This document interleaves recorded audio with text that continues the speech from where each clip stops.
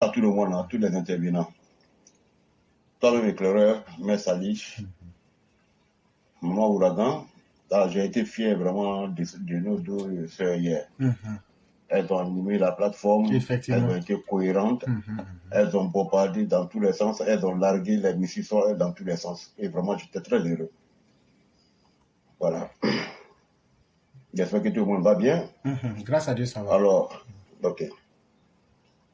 Alors, je vais m'adresser à certaines personnes dans notre propre camp. Et je félicite d'abord Ishaka Touré, depuis Paris. Et je le dis toujours, le leadership, ça ne se décrète pas. Il suffit d'une petite opportunité et que tu prends toi-même ton bâton de pèlerin.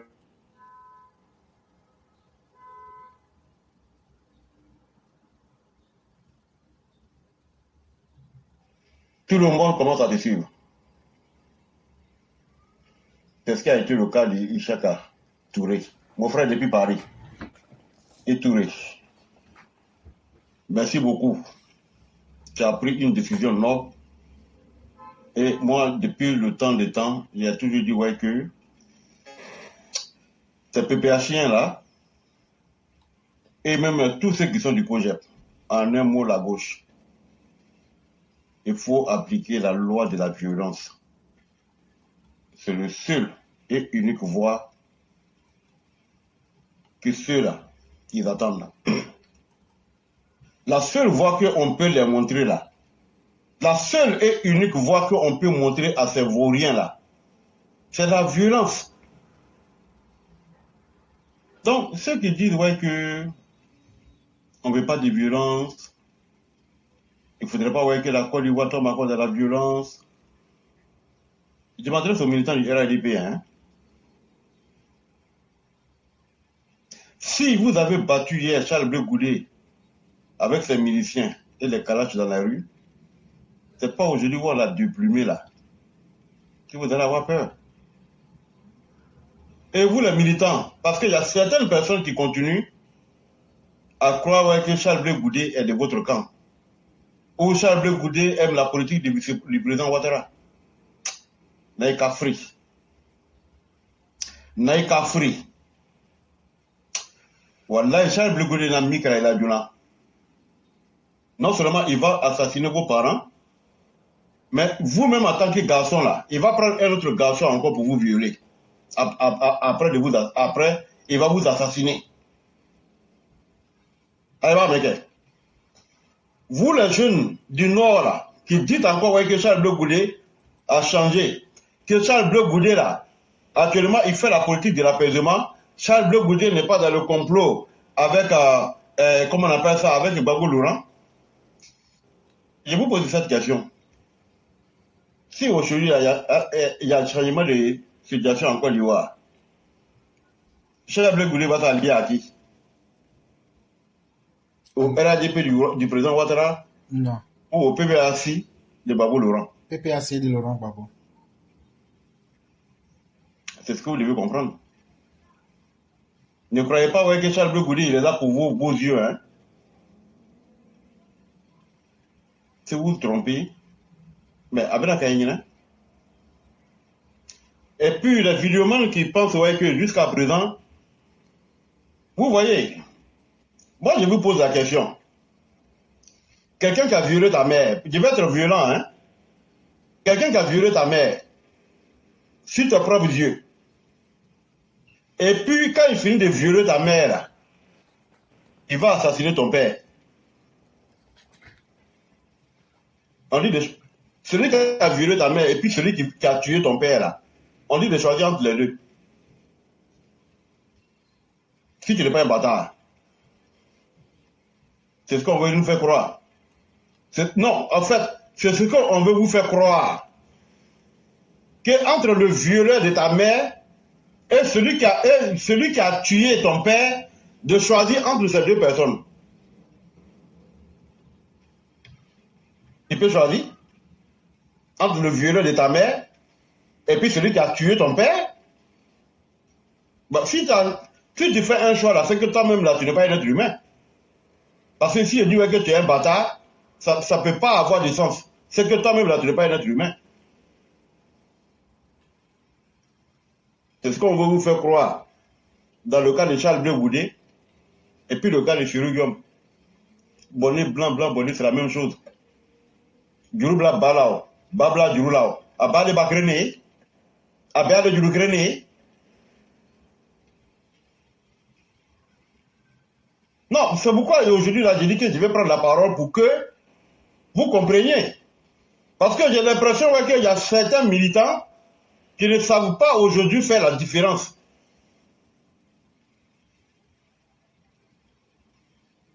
Donc aujourd'hui, Charles Blé Goudé, est-ce qu'il a d'autres choix?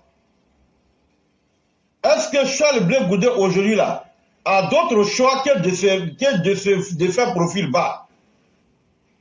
Ce n'est pas le président Ouattara qui va, je le dis toujours, que quand il s'agit de grandes décisions, on ne demande pas l'avis du président Ouattara. Quand ce vaurien là lance un appel à Paris, celui qui s'est levé là pour demander à faire un rassemblement devant l'ambassade là, il n'est ni responsable de la jeunesse, ni responsable du RHDP. Mais c'est cette détermination-là qui nous a toujours animés. Je le dis, c'est toujours pour ceux qui nous suivent sur cette plateforme. J'ai dit toujours que le président Ouattara, il est devenu spirituel, il n'est plus politique. Mais quand il s'agira de prendre des grandes décisions, on ne va pas demander lui son avis, parce que ce n'est pas son palabre. Lui, il a fini sa vie. Le président Ouattara a fini sa vie. Qu'est-ce qu'on veut que ce monsieur-là prouve encore qu'il peut nous aider? Est-ce que nous-mêmes, on ne peut pas prendre des décisions? Il nous a grandi, il nous a éduqués, il nous a donné à manger. Kabara Dahama, Kanya Daire. Est-ce que quand ton père a marié femme pour te donner là, c'est ton père qui t'a dit encore comment il faut coucher avec ta femme dans la chambre? Ni te dembrouiller, ni te narumaye. Donc je dis, et je le répète, tous les militants dans les 4 coins du monde, ceux qui ont la possibilité, ceux qui sont sur Paris, ceux qui sont sur l'ensemble du territoire européen, puisque ça se passe en France, je vous jure que si c'était aux États-Unis ici là, même si c'était à Alaska, il y allait partir. Mais ils n'ont qu'à dire qu'ils vont faire cette marche-là aux États-Unis ici. Quel que soit l'endroit. Ils n'ont qu'à organiser cette marche-là ici. Quel que soit l'endroit aux États-Unis. Naïmaye. Naïka Yebre, Aïkanadana. Ils n'ont qu'à dire ici qu'ils vont marcher aux États-Unis ici. Et puis ils donnent le lieu du départ et le lieu de la destination. Soit c'est à New York, ou c'est à Washington. Si vous ne me voyez pas, parce que tu ne vas pas dire aux autres de sortir, et puis toi-même, si ton nez là, il va faire la même chose, et puis là, il va t'aider. Je n'ai jamais fait de vidéo, hein, mais le jour là, je vais faire vidéo. Et puis je vais vous dire, mais voilà ici, on les attend.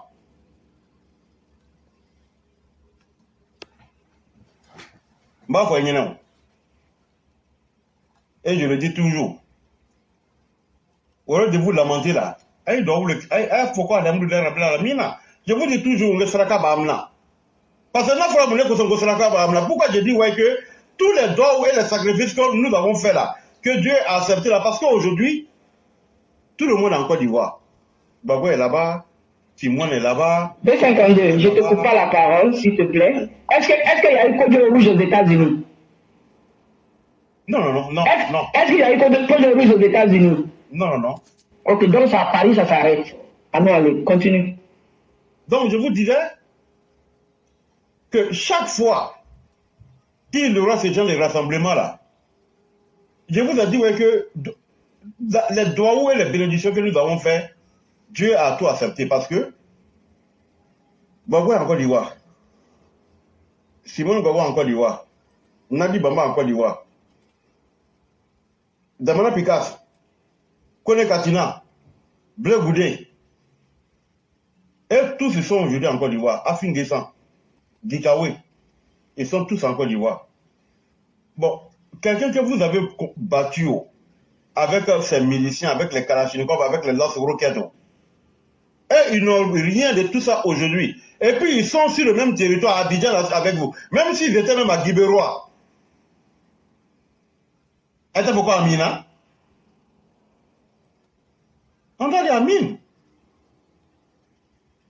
Parce que tout le monde est sur place. Personne ne va traverser encore la frontière. Selon Guillaume là, lui il est en train de... Selon Guillaume là, je vous dis, Dieu va faire son travail sur Selon Guillaume. Parce que Selon Guillaume ne peut pas venir se jouer de tout ce que nous avons fait. Et puis lui, il va passer par où?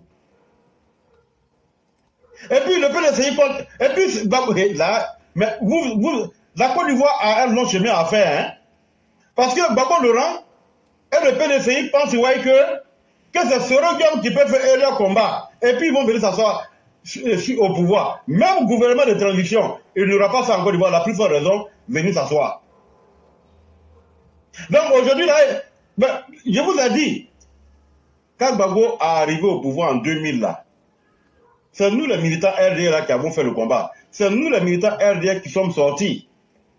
Voilà pourquoi il y a eu le charnier. Il n'y a pas eu de militants PLCI dehors. Il n'y a pas eu de militants FPI dehors. Ils ne sont pas courageux. Mais c'est au cours du jeu que Gbagbo et son équipe ont changé. Le cours du jeu parce que au moment que nous on pensait ouais, qu'il allait avoir une reprise des élections, mais ils ont profité quand la situation est tournée à leur faveur, avec la complicité de Djogo Blé. Et tous les corrompus que Gbagbo Laurent avait corrompus, spécialement les gens qui étaient dans l'armée de l'Ouest. Sinon, quand Gbagbo Laurent arrivait au pouvoir, sous Guy Robert, le chef d'état-major s'appelait Kamagati. Soumaïla Kamagati. Mais le complot était tellement ouais, que, craignant sa vie, il s'est rallié. Parce que si son patron a fui, et lui-même, tous ceux qui l'entouraient là, il était encerclé. C'est Dieu qui a fait ouais, qu'il n'a pas été assassiné comme Guy Robert. Et quand il a vu ouais, que tous ses frères d'armes étaient dans le complot, il allait faire allégeance pour sauver sa vie à Gbagbo Laurent. Il n'avait même pas encore prêté serment. La proclamation des résultats était encore en cours. Mais Gbagbo il avait corrompu plus de la moitié de l'armée dans les casernes. Ce moment-là, Kamagaté se sentait menacé.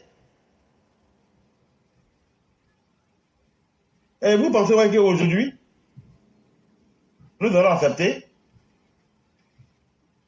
que Gbagbo Laurent passe par Selon Guillaume. Selon Guillaume n'est ni au début, ni à la fin de cette rébellion qui a été créée. Il n'est ni l'auteur, ni le compositeur. Mais comme ils sont bêtes, quand tu es animé par la haine, tu perds totalement la raison. On les voit avec un tambour trompette, que Soul est parti rendre visite à Gbagbo Laurent avec sa famille. Mais Soul, regardez le départ de la rébellion là. Si vous avez vu son nom, quelque part, il n'est ni militaire. Il n'a jamais été même administrateur dans l'administration militaire, jamais. La Côte d'Ivoire, moi je vous le dis, et aujourd'hui ces PPHiens là sont en train d'applaudir l'arrivée du nouveau président sénégalais, quelque chose de faille, je ne connais même pas bien son nom. Il est tellement mongol. Et ils sont en train d'applaudir ça aujourd'hui. Ils veulent comparer le Sénégal à la Côte d'Ivoire. Non, non. C'est pas la même chose. Ne vous trompez pas, hein. Ce qui s'est passé au Sénégal et puis la Côte d'Ivoire là. Le Sénégal là, c'est pas la même chose.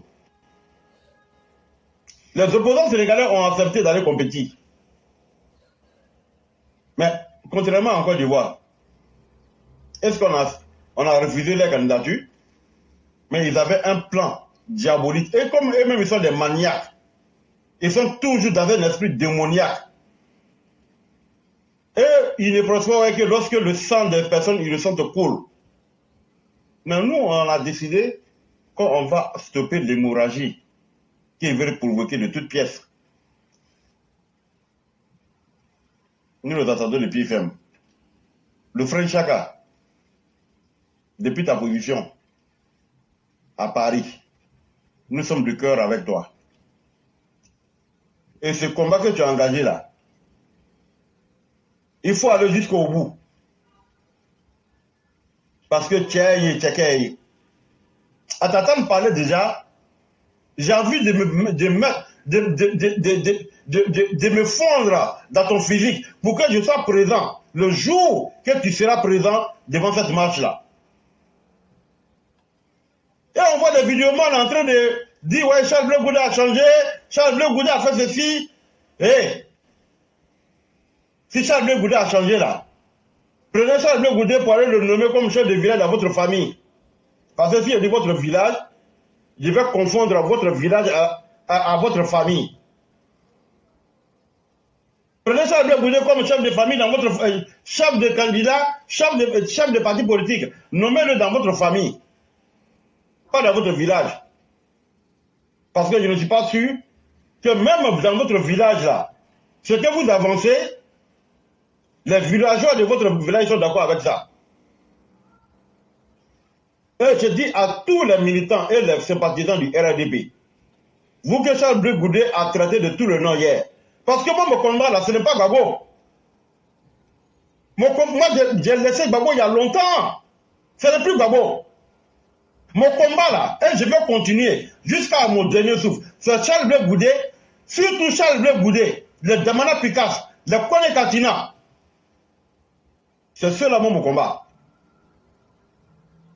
Gbagbo, dans tous les cas, quand vous voyez Gbagbo, quelle politique il veut faire encore? Mais je parlerai de lui parce que il veut verser encore le sang des personnes innocentes. Parce que quand Gbagbo dit, allez-y, marchez, réclamez, qu'on mon soit sur la liste électorale, lui-même Gbagbo, il peut parcourir où? Même son village Mamara, est-ce que Gbagbo peut faire campagne encore?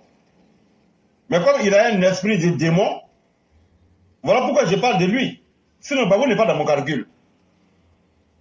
Celui qui est dans mon calcul, et que je vais continuer à attaquer, et je continuerai à attaquer, y compris tous ceux qui veulent produire son image. Ninga Itoé, et puis Charles Blé Goudé, quelle que soit l'issue de ce qui va se passer en 2025, même j'ai dit, il y a un pétard, un seul pétard, qui pète sur le sol de la Côte d'Ivoire, si on t'a laissé, si tu es sorti vivant, c'est que nous sommes les fils des bâtards.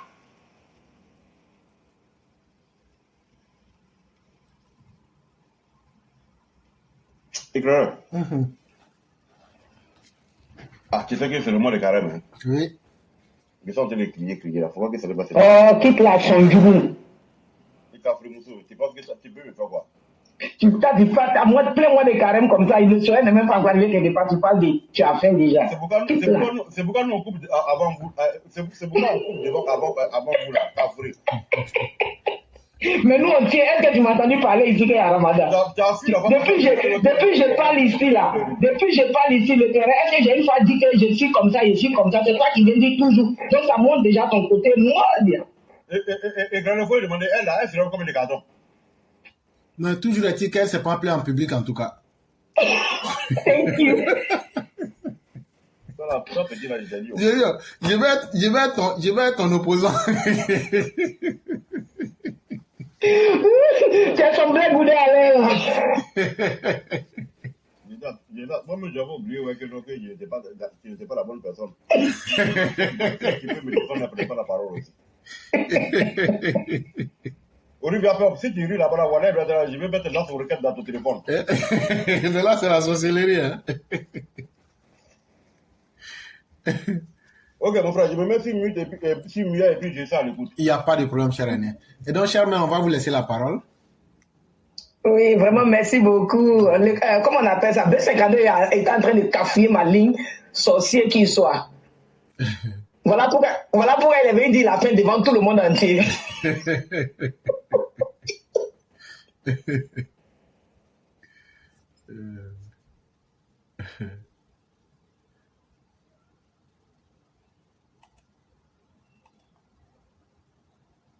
Donc, Mère Sali, vous avez la parole.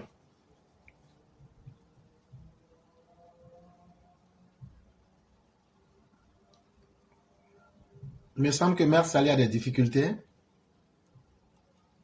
Nous, on n'arrive pas à vous entendre.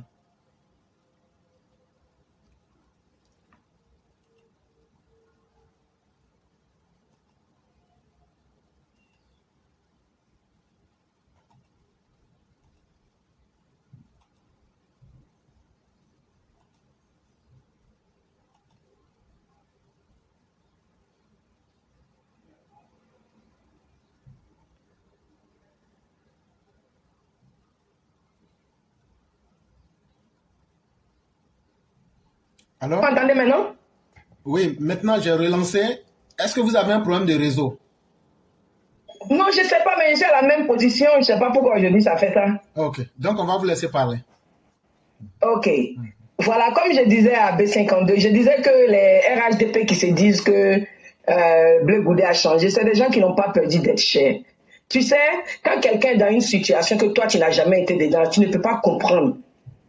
Nous, on n'a pas dit que c'est qui n'a pas changé, même s'il est obligé de changer parce qu'il a envie de vivre. Et je répète, il a envie d'être dans la joie qui est en Côte d'Ivoire. Donc, il est obligé de se jouer les gens qui ont changé. Mais pour dire qu'on va lui faire confiance, pour dire non, il a vraiment changé, il est comme ça, il a trop exagéré. La même chose que Soro Guillaume. Aujourd'hui, si vous voyez que les gosses se prennent, comment on appelle ça là, se prennent pour des gens forts là, ce sont les soroïstes qui leur ont donné cette force. C'est le camp Soro qui leur a donné cette force. Sinon, quand Soro était encore avec le RHDP là, comment les gosses agissaient. Et aujourd'hui, regardez la différence de maintenant que les soroïstes ont propagé du n'importe quoi sur le RHDP Papa dans le monde entier. Regardez l'agissement des gosses aujourd'hui. C'est ça. Donc ce sont eux-là qui leur ont donné du poids. Et comme le frère Ishaka a dit, on le supporte, on te soutient avec tout notre cœur et avec les prières. Voilà, parce que vraiment trop, c'est trop. La Côte d'Ivoire où on est arrivé là, on ne veut plus de brouhaha pour venir détruire ce que Papa doit commencer. Un pays là, ça doit commencer de quelque part. Même la paix là, ça doit commencer de quelque part. Papa au fond, on n'a rien connu avec lui puisque c'était le premier président. On n'avait rien vu à lui. Mais on a eu 3 personnes qui sont passées. Même si l'autre est passé intermédiaire, Bédier est passé. Même chose. Gueye est venu. Baba est venu le blaguer, ils ont pris. Même chose. Maintenant, celui qui a fait renaître la Côte d'Ivoire, là, c'est qui? C'est Papa Ado. Donc, le visage que nous avions aujourd'hui de la Côte d'Ivoire, là, la mentalité que nous avions aujourd'hui, on ne veut plus partir avec cela. Il faut que les gens comprennent ça. C'est ça le truc des Ivoiriens ont fait. C'est ça l'attitude des Ivoiriens. C'est-à-dire qu'on ne veut plus partir dans ce qu'on a déjà connu là. Non. On ne veut plus ça. Thiam n'est pas un nouveau homme. Il était avec Bédier. Pourquoi il n'a pas pu conseiller Bédier en ce moment? Vous voyez? Donc il y a des trucs là, on n'a pas besoin de chercher loin. Ce qui est sur les Ivoiriens, moi je sais que les Ivoiriens épris de paix et de justice là, savent que c'est fini pour ceux-là. Aujourd'hui, là, on n'a plus besoin de quelqu'un qui va nous tirer dans la belligérance. Toi, tu viens d'ici. Et puis, c'est la vérité, l'éclaireur, quand tu es en train de dire, si quelqu'un vous dit, toi, tu es nordiste, tu viens du Mali, là, dites-leur d'où eux aussi ils viennent. Il y a une ici qui a failli s'amuser, moi, comme ça, Ghana. Toi, tu es Apollo, tu viens du Ghana. Tu viens me dire qu'Alassane est burkinabé. Je lui ai dit carrément. J'ai dit, mais si Alassane est burkinabé, toi-même ici aux États-Unis, tu t'es jeté dans l'association des Ghanéens. Et puis, tu es ivoirienne. C'est toi qui es ivoirienne. Depuis ce jour, l'éclaireur, elle n'a plus jamais parlé d'Ado et Burkinabé encore. En tout cas, même si elle parle, c'est pas où je suis. Après, il faut qu'on leur dise aussi, tout elles-mêmes, ils viennent là. Et puis, ils vont nous laisser tranquille, et puis on va avancer autre chose en Côte d'Ivoire. Si quelqu'un te dit, il vient de là, tu regardes son nez. D'après une qui a regardé mon nez, elle me dit, moi, mon nez est droit, c'est qu'elle vient du Mali. Je lui ai dit, pourquoi ton nez est large, tu viens du Cameroun. Parce que la plupart des Camerounais ont gros nez. Excusez-moi, Cameroun a tout le droit perdu. J'ai dit, si tu ne viens pas du Cameroun, tu viens du Libéria. Donc, n'embêtez pas le monde. C'est comme ça, il faut leur répondre maintenant. Eux qui nous disent que nous ne sommes pas les vrais Ivoiriens là. Comme eux, là, tant que Gbagbo n'est pas au pouvoir, il n'y a pas de vrais Ivoiriens là. Nous aussi, on leur dit qu'ils viennent de là. Avec l'histoire que toi-même tu as fait aujourd'hui, l'éclaireur, il y a tout dedans. Chacun est venu de quelque part. Même les États-Unis, pays forts, pays puissants du monde là. Tout le monde, chacun est venu de quelque part. Mais aujourd'hui, les Américains ne parlent pas d'Américains comme ça. Non. L'Américain où tu es né là, vous voyez, c'est vous qui mélangez tout. Normalement, où tu es né, c'est-à-dire même si tu es un gros, que tu es né à Korogo là, quand on te demande d'où tu viens, tu viens de Korogo. C'est comme ça que les Américains font ici. S'ils sont nés si quelqu'un est quitté à New York, par exemple, moi j'ai quitté New York, j'ai fait un enfant. New York, je ne sais pas de ce qu'il fait. Quand tu demandes à mon fils de New York, tu dis, d'où tu viens? Il te dit en même temps New York. C'est comme ça que les gens font ici. Mais ils ne s'arrêtent pas pour dire, toi tu es Djoula, toi tu es Bété, toi tu es comme ça. Non, ils sont américains d'abord. Et c'est ce que Papa Ado a dit. Américains d'abord. Vous qui nous dites que les Nordistes sont des étrangers là, vous-même là, d'où vous venez? Venez nous dire, pardonnez, venez. On veut savoir, d'où vous-même vous venez. D'où vous-même vous venez. Parce que quand on vous regarde là, et puis on regarde les autres peuples d'un pays là, on sait d'où vous venez aussi. Donc, si on doit se dire les bains maintenant pour que tout ça s'arrête, vous allez voir comment on va commencer à les jeter sur leur visage, d'où eux-mêmes ils viennent, ils vont se calmer. Sinon, en Côte d'Ivoire, là, quand on regarde quelqu'un, on peut dire où tout vient. Chacun vient de quelque part, mais nous, comme on n'a pas de village où vous dites que nous on est partis là, nous on est quittés là, nous on a un village en Côte d'Ivoire.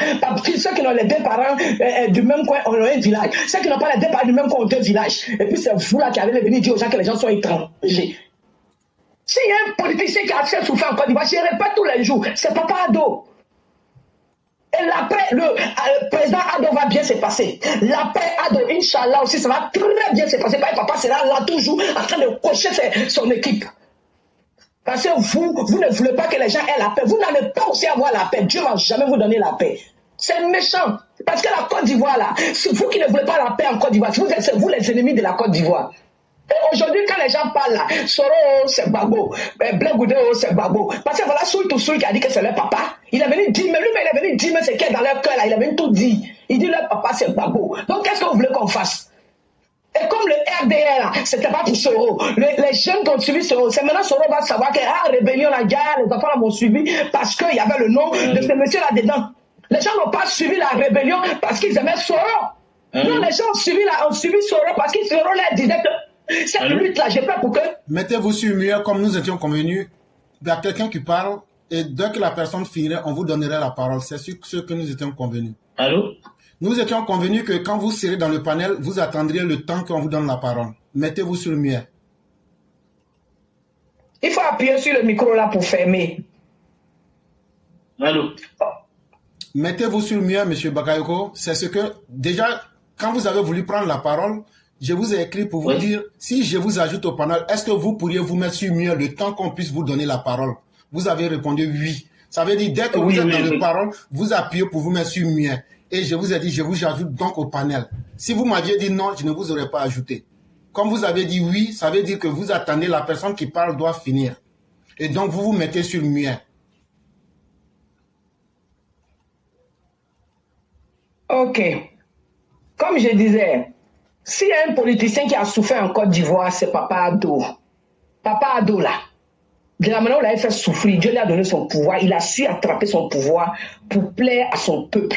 Il a pris son pouvoir pour développer son pays. Il a pris son pouvoir pour faire du bien à la population. Parce que l'eau courant, tout ça là, c'est le bien qu'il pouvait faire. C'est quand un président est bon, c'est pas l'argent qu'il prend pour se promener. Même les États-Unis, sa président ne s'est jamais promené pour distribuer l'argent à quelqu'un. Faut pas en se mentir. Vous les Africains même, je ne vous comprends même pas. Ceux qui sont en Occident qui vous parlent là, demandez-leur si un jour ils ont vu Macron dans les rues en train de distribuer l'argent aux gens. Si un jour ils ont vu M. Joe Biden distribuer l'argent aux gens, pourquoi vous ne leur demandez pas ça? Les gens vous font croire que c'est l'argent qu'on doit donner. Même moi, dans la ville où je me trouve là, quand j'étais un nouvellement là, c'était brousse. Mais aujourd'hui là, aujourd'hui c'est développé. Je n'ai jamais vu un de leurs cadres ici sortir pour distribuer l'argent. Mais il faut le développement. Aujourd'hui, il y a les routes partout. Partout est développé ici. C'est ce qu'on demande, c'est ce qu'un président, c'est ce qu'un leader vient pour faire. Mais qu'est-ce que vous voulez? On a fait des... Vous n'avez pas de champs. On a fait des... Vous ne savez pas comment travailler pour ne pas avoir fait. C'est parce que vous êtes des paresseux, au fait. Donc n'embêtez pas le monde. On va marcher, on va aller maintenant de Babo. Vous là, c'est vous qui voulez toujours défier la justice. C'est comme nous on a dit. Le côté justice là. Papa, quand tu as venir là, faut arrêter ça. Parce que côté justice là, c'est ça cela qui peut permettre à chacun de connaître sa place. C'est la justice seule qui peut faire ça. Mais des gens qui tuent, on les met dedans, on les fait sortir, on ne comprend pas. Les gens sont morts pour rien là. Les gens ils sont fatigués, ils ne vont plus mourir pour rien. Donc actuellement, c'est ça qui est là. Ici à Touré, big up à toi, on te soutient toutes les prières. Et ils n'ont pas sorti. La bonne santé du développement économique, social et politique, c'est quand même se mesure à l'aune aussi de la justice. Voilà. Parce qu'on est vraiment dans une situation où vraiment il y a trop de laxisme au niveau de la justice. Rappelez-vous quand le président Ouattara a pris le pouvoir en 2010, juste après avoir coupé la queue du Margouillat, je pense quand même qu'on avait un calme social. Chacun connaissait sa place, chacun savait où il devait mettre ses pieds. Mais pourquoi diantre, nous sommes aujourd'hui à une situation où il y a des personnes qui se permettent de braver la loi comme si eux ils sont au-dessus des autres. On est tous citoyens, quel que soit le rang qu'on a, quelle que soit notre qualité, on est tous enfants de la République, on est tous citoyens et la justice doit être appliquée pour, en tout cas, c'est ce qu'on nous a dit, la justice, elle est pareille pour tout le monde. Mais comment ça se fait-il que il y a une justice qui est là et il y en a d'autres qui veulent outrepasser la justice et que ceux-là, lorsqu'ils finissent leur forfaiture, ils sont, je sais pas moi, amnistiés, ils sont graciés, et on continue dans ça. On continue dans cette facilité, dans cette légèreté, et on nous dit non, faut qu'on regarde le travail que notre président fait, et que cela va permettre de changer les mentalités.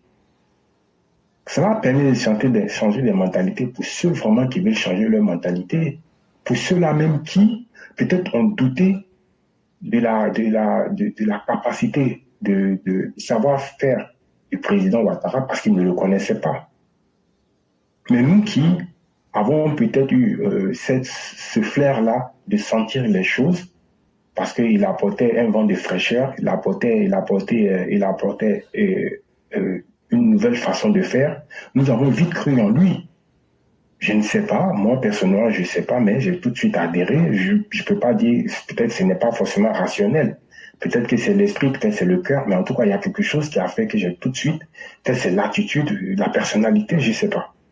Bon bref, mais aujourd'hui que nous sommes, et il a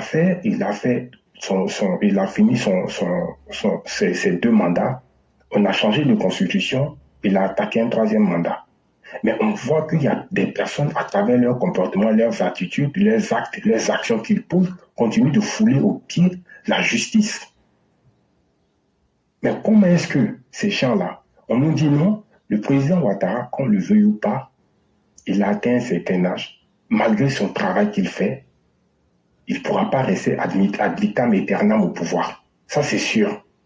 Mais quels sont les gages, quelles sont les garanties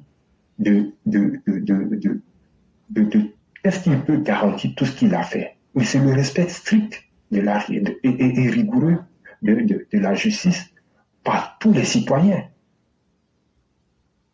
Quand on veut devenir un pays exemplaire, quand on veut devenir un pays modèle, on ne peut pas lésiner sur les moyens pour établir une justice.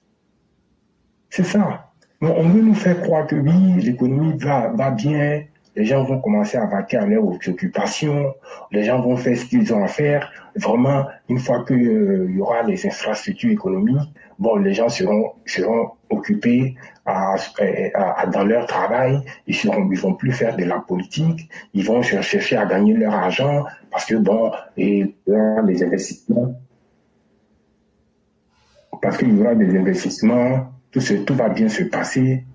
Mais attendez, on oublie qu'il y a des personnes, des vauriens, des gens qui ne savent pas se lever le matin pour aller chercher eux-mêmes leur propre pain, mais qui ne sont animés que d'un esprit de manipulation, un esprit de ruse. Eux, ils veulent simplement laisser d'autres travailler et maintenant venir s'asseoir comme les banquiers, s'asseoir et puis attendre que ceux-là produisent pour qu'eux viennent tirer leur avenir et s'enrichir sur leur dos. C'est ce qu'on a toujours vu en Côte d'Ivoire. Ça a commencé depuis les grillades d'arachide, depuis le temps de Houphouët-Boigny. On ne va pas continuer dans ce laxisme. À un moment donné, il faut qu'on se prenne au sérieux. Il faut qu'on prenne quand même les populations au sérieux. Parce que c'est les populations qui meurent. C'est les pauvres qui meurent. Eux, ils s'arrangent toujours pour s'en sortir, pour trouver des règlements entre eux. Et des arrangements à l'amiable entre eux. On a vu ce qui s'est passé ici avec Afin Guessan en 2020. On a vu être reçu par le président après. Faire des photos avec nous comme si rien ne s'était passé. Des gens qui, à travers leurs discours, à travers leurs actions, ont causé la mort des Ivoiriens. En 2020, c'est encore récent. Ne parlons même pas de tout ce qui s'est passé avant, depuis le temps des Houphouët-Boigny jusqu'à aujourd'hui. Donc eux, ils sont là, et c'est les seigneurs de la République. Et on nous dit non, bon, vraiment, les mentalités sont en train de changer de toutes les façons. Ces personnes-là sont au soir de leur vie, et donc, du coup, ils ne sont plus nocifs. Mais si, ils sont nocifs. Ils sont nocifs. Parce qu'ils s'arrangent toujours à transmettre leur haine aux futures générations. Et ça, je pense que tu l'as si bien souligné quand le père... le petit Bakayoko parlait. Et pourquoi cela continue? Parce que ces personnes-là ne subissent pas la rigueur de la justice. Donc moi je pense qu'on ne peut pas continuer dans ce laxisme et dans, je sais pas moi, dans cette, je sais pas moi, c'est le mot m'échappe. On ne peut pas être aussi candide que cela. On dit non que, bon, dans tous les cas, tout est en train d'être fait. Moi, en tout cas, moi, personnellement, j'estime que la justice ne se mesure, et le développement d'un pays ne se mesure que à l'aune de la vraie justice. Et toutes les organisations internationales, on a eu à évoquer tout cela, et Amnesty, toutes les grandes organisations internationales qui mesurent la capacité de démocratie dans un pays, ont toujours critiqué la Côte d'Ivoire dans ce domaine. Voilà. Et à chaque fois, c'est des pays qui veulent avoir des marchés en Côte d'Ivoire, des pays occidentaux qui veulent avoir des marchés en Côte d'Ivoire, qui viennent mettre un coup de pression. Oui, bon, il faut faire ci, il faut faire ça. Des gens qui ont tué regardez-moi un gars comme, je sais pas moi, ce gars-là, ce macaque qui est sorti dernièrement de prison. Je sais pas, c'est de Goblé qui raconte des bêtises. Il n'a aucun remords. Voilà, des gens de situation comme ça, aucune humilité, à l'image de leur leader, ils n'ont rien à faire de tout ce qu'on peut leur reprocher, parce que eux, leur dit vaut 10 000 fois nos vies. Mais on ne peut pas accepter cela et dire que oui, les choses vont s'arranger parce que oui, on compte sur l'intelligence du président, on compte sur la vision du président, on compte sur le travail du président, mais le président, il ne va pas rester éternellement là. Voilà. Et sans compter même encore, nous prêtres qui sont en nos sein, qui ne font que eux chercher seulement à accrocher leurs amis où le soleil brille. Moi, je ne suis pas d'accord. Je pense quand même qu'il faut respecter les choses. Si tout est normé, chacun saura sa place, chacun saura ses limites. Voilà, c'est ce qu'on a vu dans des pays vraiment qui sont sérieux, dans des grands pays qui ont fait la preuve de la démocratie. Moi, je donne toujours l'exemple de la Corée du Sud. On a vu de la Corée, oui, effectivement, la Corée du Sud. On a vu la présidente de la République être rattrapée pour une affaire de corruption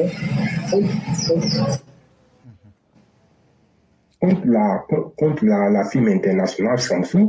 Elle a fait la prison, je crois qu'elle a fait 4 bonnes années de prison, si je ne m'abuse. Elle est sortie, je crois qu'en fin d'année dernière. C'est aussi ça la justice. On a vu les Sarkozy porter des bracelets électroniques. On a vu des Chirac condamnés par la justice. Mais pourquoi est-ce que chez nous, des assassins, des criminels qui ont martyrisé depuis le lendemain de leur prise au pouvoir, qui ont créé des charniers, aujourd'hui ces gens-là encore ont pignon sur eux pour venir encore s'exprimer de façon vraiment arrogante et de façon, ça dit sans aucun remords, pour insulter encore la mémoire de nos disparus. Là, ça, je ne suis pas d'accord. Donc moi, vraiment, pour moi, rien ne va tant que la justice ne sera pas appliquée. Voilà ce que j'aimerais dire, mon grand temps. Ok. Vraiment, merci beaucoup. Merci infiniment de tout ce que vous venez de dire.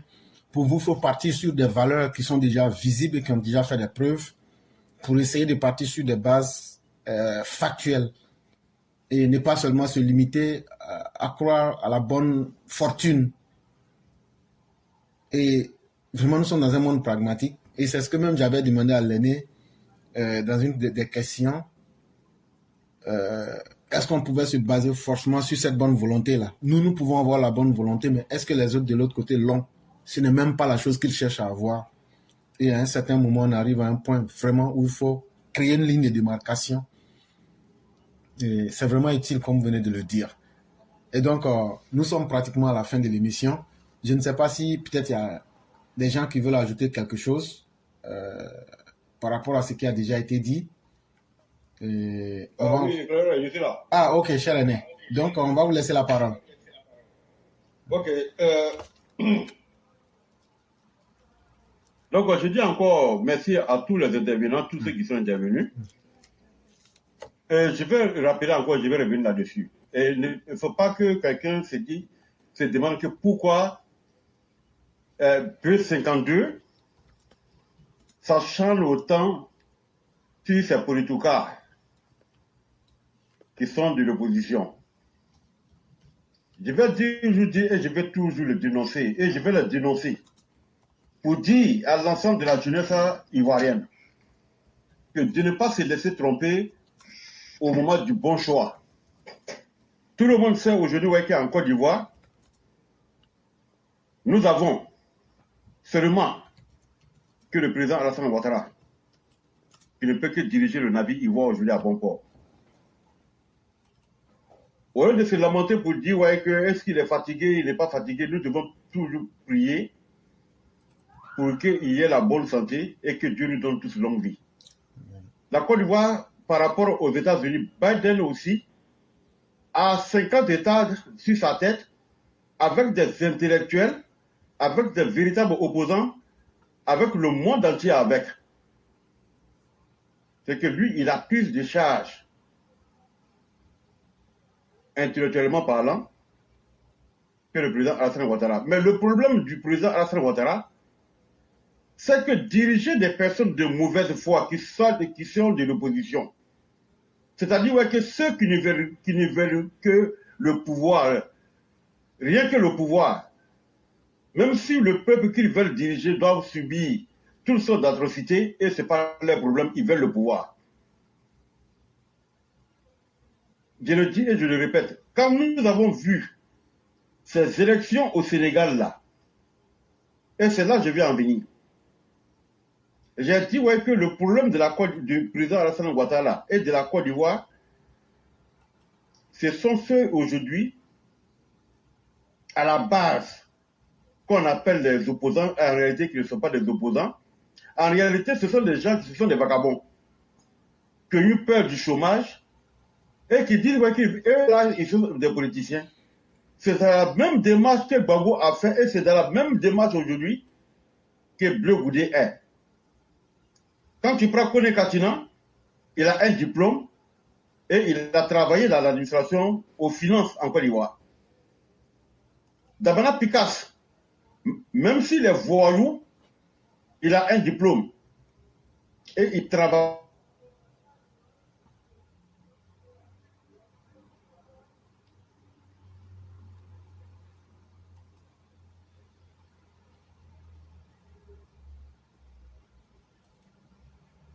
Bon, mais Bleu Goudé là, prenez le parcours scolaire de Gbagbo Laurent. Mais quand vous regardez sa biographie là même là, mais vous ne trouvez rien dans ce CV. Il était assistant à l'université, il n'a jamais été professeur, chercheur, historien. Non, il savent voler les titres, c'est des usurpateurs. Gbagbo Laurent était un usurpateur de titres. J'ai dit que je ne parlerai pas de lui, mais il faudrait que je parle de lui pour que l'ensemble du monde entier qui nous écoute aujourd'hui sache que même lui-même Gbagbo là, il n'y a pas plus faux titre que Gbagbo Laurent. Mais cette éducation que lui-même il a eue là, que c'est ça il a transmis à ce Guillaume et puis Bleu Goudé. Gbagbo Laurent n'a pas travaillé encore, il n'a pas travaillé. C'est-à-dire que quand Gbagbo Laurent a fini ses études là, il est rentré à la fonction publique là. C'est-à-dire que, regardez très bien, il n'a pas fait 10 ans de fonction continue. Il a passé tout son temps en train de crier sur tous les toits. Il était venu dans une position, dans une guerre, qui en réalité qui n'était pas sa guerre, et que le président Oufoué avait une raison de mater cette rébellion, cette histoire de Krabwe Nyabwe. Il est venu dans un esprit de vengeance. Et quand on lui demande pour saboter, tellement qu'il est. Et puis je vais vous dire quelque chose. C'est-à-dire que nous tous nous sommes laissés tromper. Quand il devait avoir le boycott actif en 1995, beaucoup d'entre nous se sont fait avoir. Et je vais vous demander d'aller écouter la vidéo. Mais vous savez, comme je vous disais là, il y a le langage politique. Comme je disais, qu'il y a le langage militaire.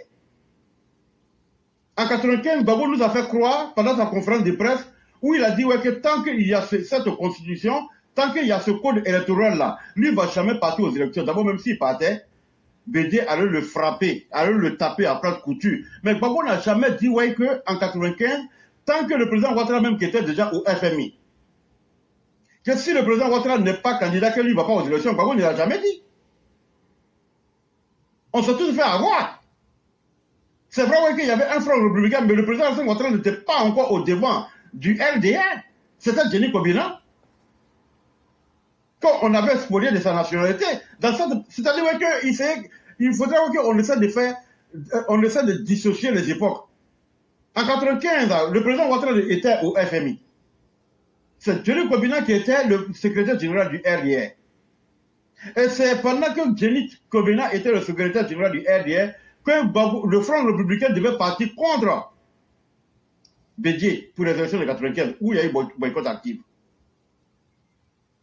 Pendant ce temps-ci, Gbagbo avait dit que tant que la candidature de Denis Kobina n'est pas acceptée, que moi je n'irai pas à cette élection, on pouvait comprendre. Mais le président Ouattara n'était pas sur la scène politique. On a fait beaucoup de nuances. À chaque fois que je vais parler de ça, j'oublie.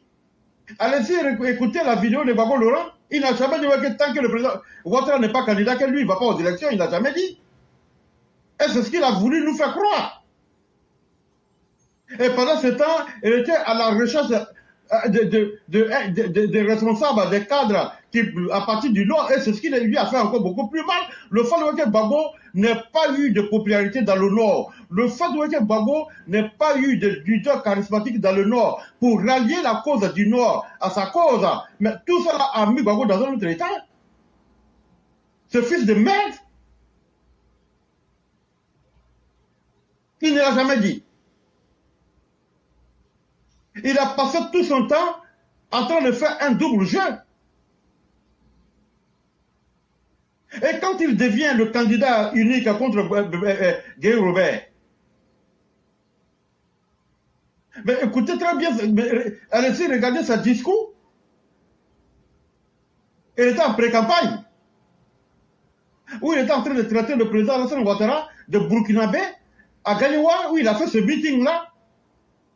Il est voltaïque, il a payé, il s'est marié à Pennsylvanie, où je suis ici actuellement, précisément à Philadelphie, que le président Ouattara s'est marié ici en tant que Burkinabé. Il a payé une maison en Côte d'Ivoire là-bas en tant que Burkinabé.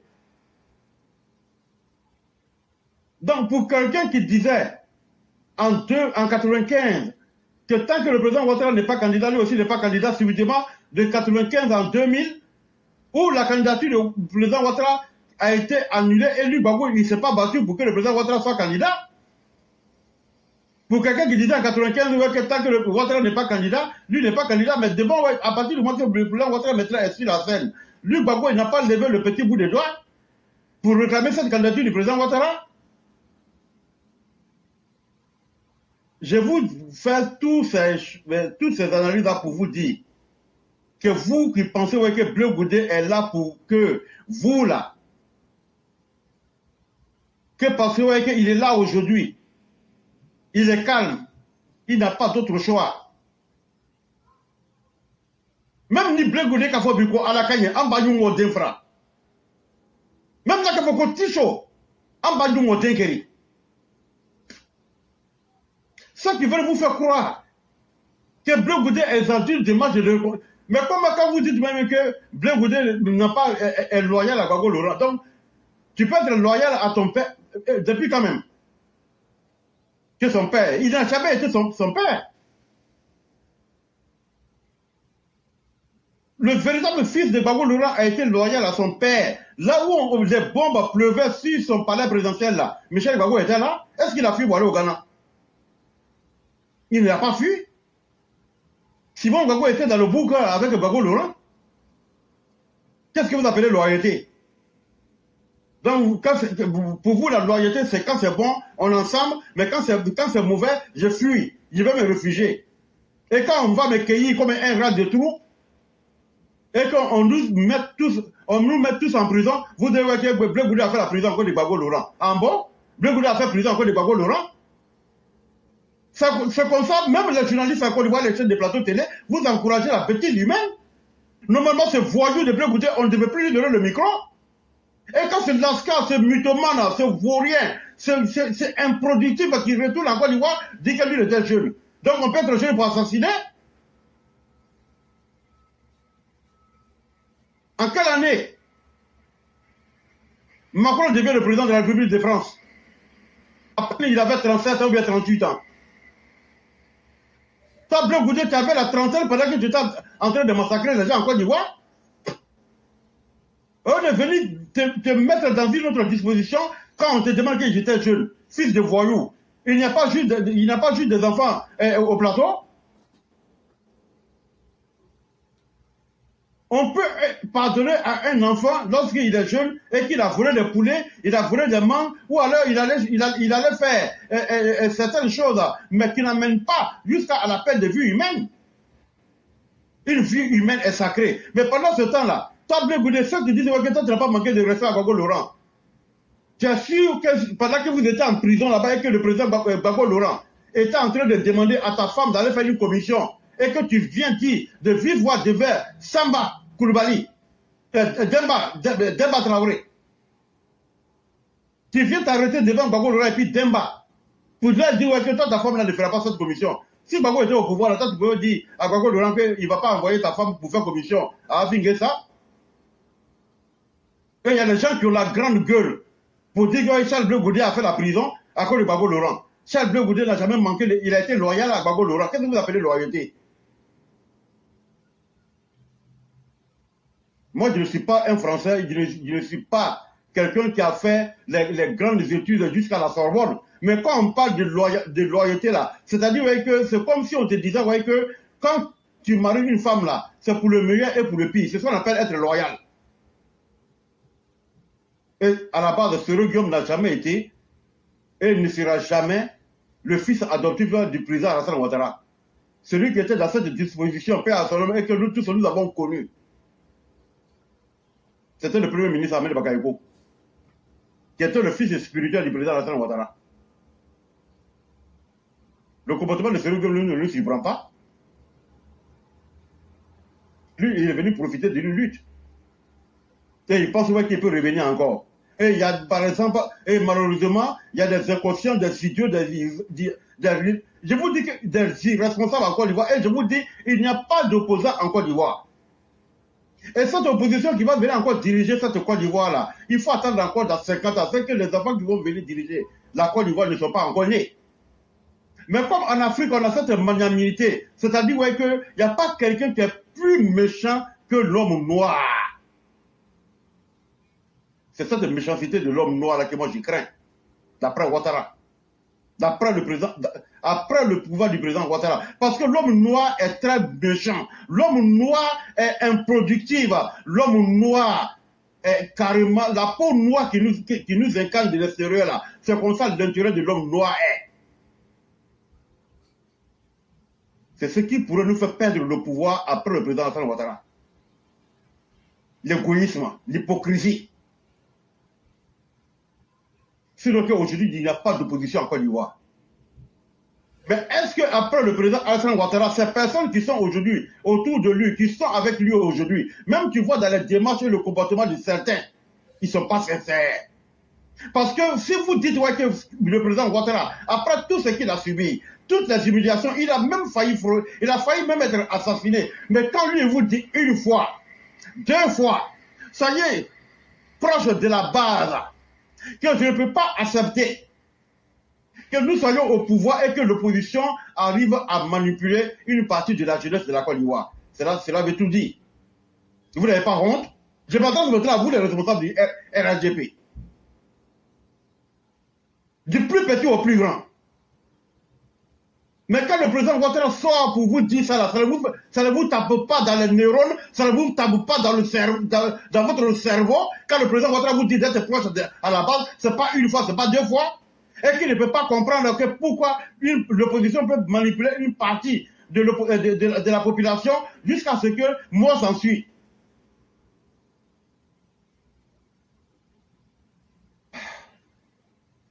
C'est terrible. Nous, on va parler. Et on vous a dit. Nous, on est habitués à manger soumara l'Afrique, matin, midi, soir. Nous, on ne mange pas caviar, on ne dort pas sous climatiseur. Si ce n'est pas parce qu'il y a un climatiseur naturel ici, là, quand on est à Abidjan, là, on dort sur ventilateur. On dort dans l'entrée couchée. On boit l'eau de robinet. On ne se promène pas avec la bouteille de awa ou bien de quoi, l'eau minérale. B52, j'ai une question, pardon. Tu viens de dire quelque chose qui m'a tapé à l'œil. L'éclaireur, pardon, je vais seulement lui poser la question sur ce qu'il vient de dire là. Oui. Ok, donc ça veut dire que si tu es cadre d'une région, par exemple, et que la violence se passe dans ta région là, est-ce la faute c'est la faute du cadre RHDP de là-bas ou bien? Si tu es dans une région. Si tu es cadre d'une région, imagine je suis cadre de Congo par exemple. Et puis la violence politique là se fait chez moi. C'est-à-dire la violence électorale là, pendant les élections se passe chez moi là. Ça veut dire que c'est moi qui suis défaillante, right? Voilà, merci ma soeur Sali. Vous voyez, quand le président dit d'être proche de la base là, c'est-à-dire que la nature a horreur du vide. Sali, tu vas être, moi je vais beau t'aimer là, mais quand je suis dans les difficultés, celui que je vais voir toujours, qui va venir me parler, même s'il va m'induire en erreur, je finirai par le croire, pendant que je suis dans les difficultés, au moment que j'ai besoin de conseiller, au moment que je suis dans un besoin naturel, au moment où je suis sur le point de me suicider. Si toi, tu es là à ce moment-là, et après ça, tu continues à me rendre des services, mais le jour que tu viendras me convaincre pour une cause là, Salut, je vais te suivre. C'est l'irresponsabilité des cadres dans ces régions-là. C'est parce qu'ils sont loin de la base. Ils ne sont pas à l'écoute de la base. Mais il faut regarder dans toutes les régions du Nord, là, quand il y a eu les indépendants, là. Mais qui a gagné les élections dans ces régions-là? Ce n'est pas les militants, ceux qui ont été choisis, pour la plupart, par la direction, ont été matés, battus à plat de couture par les indépendants. Pourquoi? Parce qu'ils étaient là au moment que la population avait besoin d'eux. Ils étaient à l'écoute, aux petits soins. Qui pour faire un barrage, des fourrages de partie, donner des petites, mais c'est souvent des petites sommes. Regarde, Sali, je vais te prendre l'exemple du président du conseil régional là, de Sassandra. Il est passé à l'indépendant. Mais tellement qu'il était proche de la population, mais c'est la population elle-même, y compris le chef de village, qui lui ont demandé Québec de venir se présenter comme le président. Non seulement il était député, mais de venir se présenter comme le président du conseil régional. C'est parce qu'il était là au moment que les gens avaient besoin de lui. Il posait des petites actions sociales. C'est un entrepreneur, c'est vrai. Mais entre lui et puis celui qui était là-bas à ce moment-là comme responsable du RHDP, pourquoi lui n'a pas été élu? Et regarde par exemple le cas de Mme Cissé à San Pedro. Mais elle a gagné. Quand le conseil, la CEI ou le conseil constitutionnel a demandé de reprendre les élections, elle est partie encore. Elle les a tous battus encore. Et elle a eu plus de choses, de pourcentage encore qu'avant. Il faut être là tout simplement au moment que les gens ont besoin d'eux. Ils ne sont pas là, Sali. Et ils ne veulent pas être là. Voilà le véritable problème du président Alassane Ouattara aujourd'hui. Et le combattu de l'extérieur, il est combattu de l'intérieur. Par des petits calculs de certains politiciens au sein du RHDP. Et c'est ce qui risque de nous faire perdre, après le président Alassane Ouattara, le pouvoir, comme Macky Sall l'a perdu au Sénégal. Là-bas, il y a une opposition, mais aujourd'hui, il n'y a pas d'opposition. Ils ne sont même pas, unis. Mais vous pensez que Simone Gbagbo va se rallier à Gbagbo Laurent pendant que Nadi Bamba est avec son mari?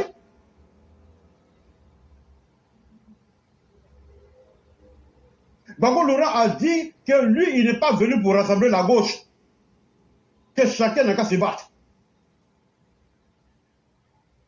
Or, au Sénégal, l'opposition principale, menée par Sonko, et les autres leaders de l'opposition, mais ont choisi un outsider.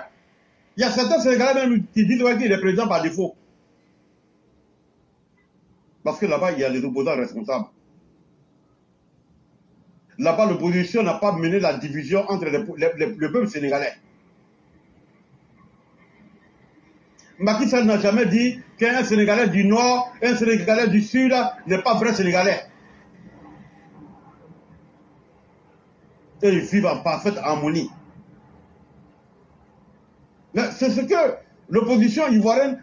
Mais il y a quelle opposition? Il n'y a pas un opposant sénégalais qui va partir sur l'ensemble du territoire du Sénégal, où il n'y a pas de base, où il n'y a pas de partisans. Prenez l'opposition de la Côte d'Ivoire, du plus petit au plus grand. Aucun d'entre eux ne peut gagner même un poste de planton dans le Nord. Et ils ont peur de partir dans le Nord par rapport à leurs agissements, à leurs actes improductifs qu'ils ont eu à l'encontre de cette population-là. Voilà une des raisons pourquoi je dis que ces vauriens-là ne peuvent pas accéder. Et on ne peut pas avoir une Côte d'Ivoire du Nord et une Côte d'Ivoire du Sud. Mais voilà là où ces vauriens-là, ils se sont fait piéger eux-mêmes.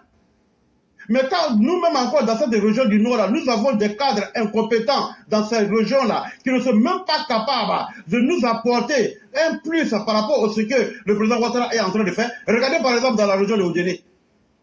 Il n'y a aucune usine. Les jeunes sont livrés à eux-mêmes. Pourtant, ils sont tous des milliardaires. Et regardez ce que Maria Toukoune est en train de faire à Boundiali.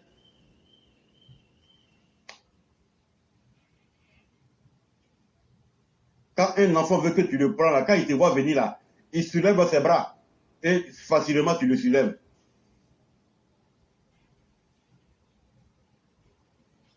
C'est Adjoumani Kwasi qui va la fois passer au Djélé pour dire ouais, que lui, il est en train de finir par là, entre Gaoussou Touré et puis mettre Adama Kamara.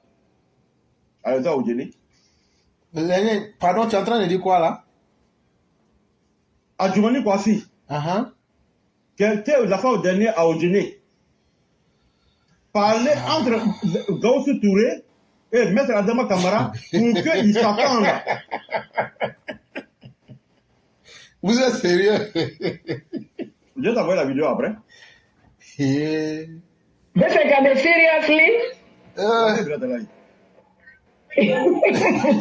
Non. Wow. Ouais. Vous voyez comment l'homme noir est méchant? Gaoussou Touré a été nommé comme ministre du riz. Il y a une ancienne usine de riz à Odjéné là-bas, là, ça est dans la broussaille. Il n'a pas pu mettre ça en marche. Pendant ce temps, les zones qui sont aujourd'hui choisies comme, comment on appelle ça, c'est-à-dire pour, comment on appelle ça, pour l'expertise en matière de production du riz. Ce projet pilote aujourd'hui, comme on le dit, c'est ce mot que je cherchais. Ce projet pilote là aujourd'hui se trouve dans la région de Lifou.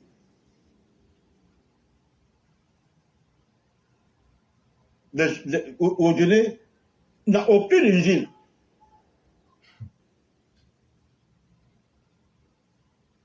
La seule et unique personne qui travaille aujourd'hui à Odjéné, c'est le président Alassane Ouattara.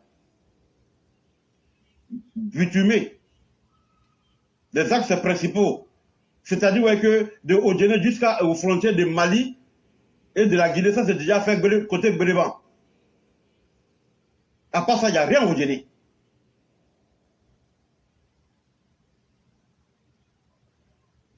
Oh, Gassou Touré, là, c'est un milliardaire. Ils sont nombreux là-bas. Mais le seul cadre qui est venu à la dernière minute, qui est en train de faire un développement aujourd'hui, et qui voulait faire un développement à Odjéné, ils sont sortis à la route. C'est M. Adama Kamara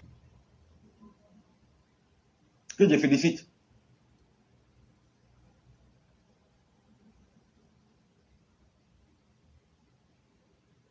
C'est la preuve, le président, c'est la preuve Ouattara que nous devons craindre.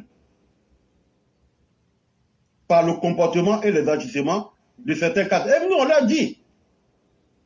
À part voir qu'il n'y a pas d'opposants en Côte d'Ivoire, à part voir qu'il y a des sanguinaires, des ségrégationnistes. Mais s'il y a un leader, et c'est pourquoi moi je lance un appel à tous les Ivoiriens, partout où ils sont. Aujourd'hui, là, après le président Ouattara, il y a une place à prendre sur la scène politique en Côte d'Ivoire. Et ne soyez pas surpris qu'à partir de 2027, que moi je sois en Côte d'Ivoire sur les bases campagnes. Pour moi-même, bien sûr. Parce que je vous jure qu'il y a la place. Il suffit d'être sur le terrain, il suffit d'avoir le langage. Mais tu deviens le président de la Côte d'Ivoire. Les Ivoiriens, ce n'est pas compliqué. Si on était compliqué, avec tout ce que Gbagbo Laurent a fait, et Bleu Goudé, mais on était parti pour une guerre civile de plus de 20 à 30 ans. Mais dès qu'ils sont partis, les Ivoiriens sont revenus à de meilleurs sentiments. Il n'y a pas eu de vengeance. Les gens se sont mis au travail. Et bravo au président Alassane Ouattara. Il n'y a pas d'opposants. Et il n'y aura pas d'opposants aujourd'hui en Côte d'Ivoire. Parce qu'ils sont tous dans la haine. Ils sont tous des voleurs, des sanguinaires. Tous les Ivoiriens intelligents. Vous voulez faire de la politique? Descendez en Côte d'Ivoire. Parce que moi je sais, et j'ai la conviction, et j'ai le sentiment, et je suis convaincu qu'après le président Alassane Ouattara, la scène politique sera animée. Mais ça ne sera pas avec les Bleu Goudé. Ça ne sera pas avec Assorogium. Ça ne sera pas avec Afrique Ngessa. Donc on est déjà outsider. C'est-à-dire que lui-même s'est mis à l'écart. Mais qui vous voyez aujourd'hui en Côte d'Ivoire? Tidjane Thiam? Pendant qu'il est en train de rendre visite à Gbagbo Laurent, les vidéomans et responsables de Gbagbo sont en train de lui traiter d'étranger.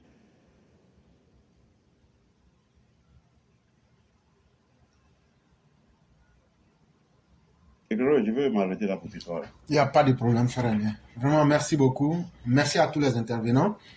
Je crois qu'on va déjà aller vers la fin de l'émission véritablement. On va permettre à chacun ici présent, ceux qui pourraient prendre la parole, de donner leurs conclusions et on va arrêter le direct du jour ici. Et merci vraiment à tous les intervenants. Merci à tous ceux qui ont sacrifié de leur temps pour être là pour animer le direct du jour. Vraiment, merci à chacun. Merci de cette intervention. Oui, Yann? Donc, on va vous laisser là. On va vous laisser faire votre conclusion. D'accord. Ben, je remercie tous les intervenants, tous ceux qui ont intervenu pendant cette belle émission. Moi, ce que j'aimerais dire, je veux dire, on est toujours dans le chantier. Il y a beaucoup de choses. Il y a beaucoup de choses à améliorer. Il y a beaucoup qui est fait. Mais quand on se projette un peu, on voit qu'il y a encore beaucoup à faire. Donc, même si on doit avoir le verre à moitié plein, il faut aussi reconnaître que il y a beaucoup de choses qui ne vont pas. Donc, il faut que chacun essaye à chaque fois de toucher, d'agir sur les points qui sont quand même assez qu'on a évoqués ici, notamment la justice, notamment le manque d'implication de nos cadres. Je pense que l'exemple du Sénégal avec la perte du pouvoir par le parti de Macky Sall était interpellé tous. Je pense que le premier ministre Amadou Ba n'a pas été soutenu par certains cadres qui lorgnaient aussi sa place en tant que candidat du parti. Et ça, aujourd'hui, ils vont tous pleurer le fait que le parti de ce grand homme d'État, de ce grand Africain qui est Macky Sall, de ce grand homme du monde qui est Macky Sall, qui a mis le Sénégal à un niveau où le Sénégal n'était pas. Donc vraiment, c'est un peu dommage qu'aujourd'hui on a des cadres comme ça, que moi j'appelle des cadres en bois, qui ne pensent qu'à leurs intérêts. C'est pour ça que le président doit taper dur, il doit montrer l'exemple, il doit vraiment frapper pour redresser un peu la barque, parce que trop de laxisme va forcément amener le parti vers sa perte. Et nous, c'est pas notre souhait. Voilà pourquoi nous insistons sur cela. Un peu de rigueur ne fera pas de mal, au contraire. Voilà ce que j'aimerais dire. Bonsoir à tout le monde et que Dieu bénisse la Côte d'Ivoire, que Dieu bénisse le président Ouattara, que Dieu bénisse tous les EPV. Merci beaucoup, mon grand-père. Merci beaucoup, le grand maître Yann. Merci beaucoup pour cette belle conclusion de votre part et merci surtout pour les prières, que Dieu les accepte. Et on va passer au roi du printemps s'il est là pour sa conclusion. Si le roi n'est pas là, on va permettre au B52 de faire sa conclusion et à notre mère Sali qui va finaliser. Ok. Oui, frère, je dis bonne soirée à tout le monde. Hein. Allô? Le roi, attendez. Bonne soirée à tout le monde. Moi, je vais m'arrêter là, je vais laisser la parole à quelqu'un d'autre. Il n'y a pas de problème. Et donc, le roi, on va vous laisser vous faire la conclusion. Et puis, c'est Mère Sali qui va finaliser totalement. Donc, vous avez la parole.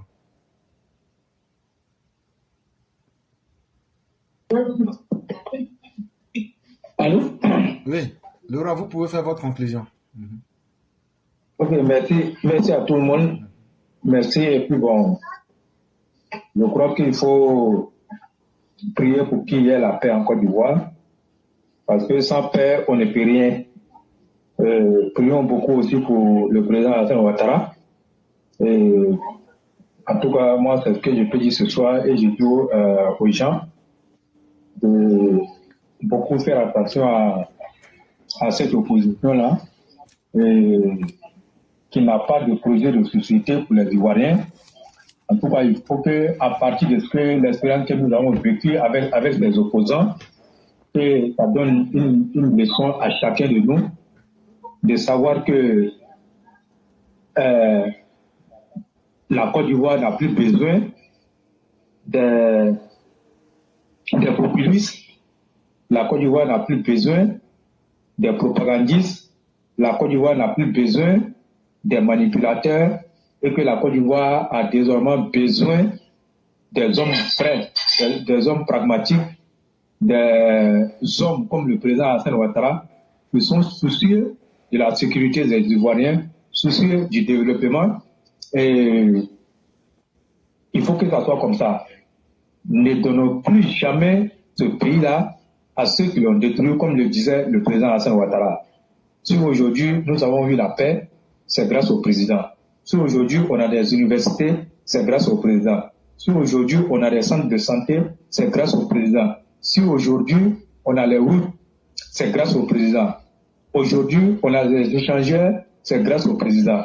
Si aujourd'hui la Côte d'Ivoire est adulée de tout le monde aime la Côte d'Ivoire, les gens veulent venir investir en Côte d'Ivoire et c'est bien l'œuvre du président Alassane Ouattara. Donc moi je dis la continuité en 2025.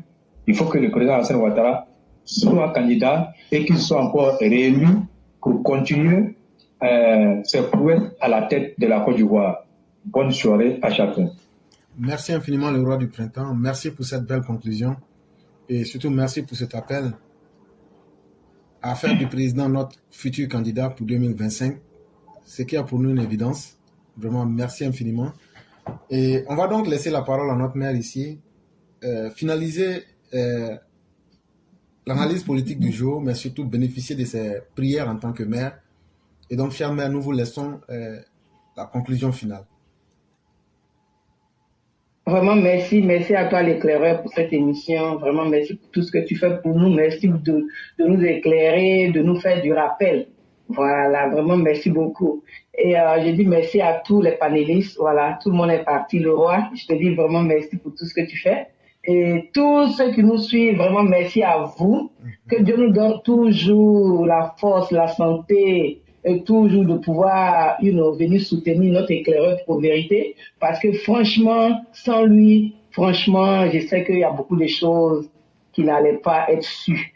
Vraiment, l'éclaireur, grâce à toi aujourd'hui, nous donnons de la voix pour venir dire ce qu'on peut. Et si tu n'étais pas là, j'imagine comment ça allait être. Vraiment, on te dit merci pour tout ce que tu fais. Et vraiment que Dieu continue de toujours te donner la santé et la force de pouvoir faire ce que tu fais. Et que tes récompenses viennent de lui-même, Dieu. Parce que Dieu, quand il te récompense, ça ne fait que sortir, ça vient comme ça vient. Voilà Papa Ado. Il a été béni de Dieu, le voilà aujourd'hui. Jusqu'à même, si ça reste sur lui seul là, il va dire, je m'en vais. On dit non, il faut rester. Ça veut dire ça là, c'est une bénédiction. Tout le monde n'a pas ce Torah là. Et Dieu ne donne pas ça à tout le monde. Papa Ado, c'est un homme vraiment... Beaucoup de personnes doivent s'inspirer de sa vie et de sa manière, sa grandeur, comment Dieu l'a rehaussé. C'est ce que j'ai dit. Beaucoup de ceux qui sont autour de lui ont la chance de s'instruire. Mais peut-être que les gens, je ne comprends pas. Parce que je ne peux pas être autour d'un homme comme ça et puis être médiocre au fait. Je ne peux pas être autour d'un homme comme ça et puis qu'on ne voit pas l'œuvre que je dois faire, la mission que je dois accomplir. Si ça ne va pas, c'est un monsieur qui a une tête. Dieu lui demandait pourquoi attendre. Mais non, on veut que les gens s'en foutent au fait. Surtout les cadres défaillants dont tout le monde parle tous les jours et ça n'avance pas là. Le monsieur là, vous ne pouvez même pas prendre de lui. Donc franchement, Papa Ado, 2025, vraiment on est avec toi parce qu'il y a des trucs à corriger que tu dois corriger encore à l'américain. Voilà. Cette fois-ci-là, pardon, il faut venir à l'américain, il faut corriger et puis on va avancer avec parce qu'il y a trop d'intellectuels. Et vous qui êtes hors du pays, vous, nos têtes dures, nos crânes, c'est-à-dire têtes dorées que Dieu vous a donné des savoirs et le pays a besoin de vous. Voilà. Donc, pensez aussi au pays, parce que ce ne sont pas ceux-là seulement qui sont les connaisseurs. Il y a encore les connaisseurs et que vraiment vive la Côte d'Ivoire avec Papa Ado, vive la Côte d'Ivoire avec les gens qui sont vraiment de cœur avec lui et qui l'écoutent. Vive la Côte d'Ivoire des enfants de la paix. Vive la Côte d'Ivoire des enfants qui ne veulent plus la guerre. Vive la Côte d'Ivoire des enfants qui veulent toujours qu'on soit un et qu'on s'appelle Ivoirien et non Djoula, c'est nouveau, Bété, Baoulé. Non. Que Dieu fasse que la Côte d'Ivoire qu'on soit un. Et que les brebis galeux qui ne veulent pas qu'on soit un là, que Dieu me les anéantisse de par sa force. Vraiment que Dieu nous garde. Merci l'éclaireur et bonne soirée à tous. Merci beaucoup, chère mère. Merci à tous ceux qui sont intervenus. Merci à tous ceux qui ont été sur le direct pendant toutes ces heures. Merci à ceux qui ont mis des commentaires. Merci à ceux qui ont fait les partages. Demain, ça sera le 28e jour du mois de mars en 2024. Et ça sera la voix des militants. Et on attend encore beaucoup d'élèves de la classe pour venir nous instruire. À tous ceux qui sont malades, nous vous souhaitons prompt rétablissement. À tous ceux qui ont des difficultés de quelques autres que ce pourrait être, nous vous souhaitons toute la grâce divine. Que Dieu nous maintienne en paix, qu'il nous protège. Excellente nuit à chacun et à chacune.